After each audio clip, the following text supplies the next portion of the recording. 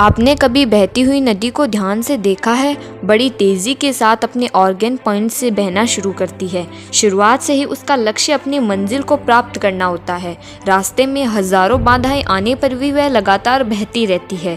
भले ही कुछ जगहों पर उसकी रफ्तार कम हो जाए, लेकिन वह रुकती कभी नहीं है। अपनी सुरीली आवाज़ के साथ बहती हुई नदी अपनी मंजिल की ओर लगातार बढ़ती रहती है और कैसे भी हो अपना लक्ष्य प्राप्त करके ही रहती है।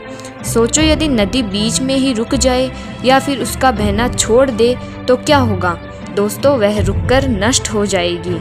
दोस्तों, यही हमारी लाइफ में होता है। यदि सफल होने के लिए आप कोई लक्ष्य तय करते हैं तो उस लक्ष्य तक पहुंचने की पहली शर्त यही है कि आपको लगातार अपने लक्ष्य की ओर बढ़ते रहना है। यदि कहीं रुके तो असफलता निश्चित है। अपने मनपसंद लक्ष्य तक पहुंचना इतना आसान नहीं होता। यदि आसान होता तो आज दुनिया में सभी लोग सफल होते।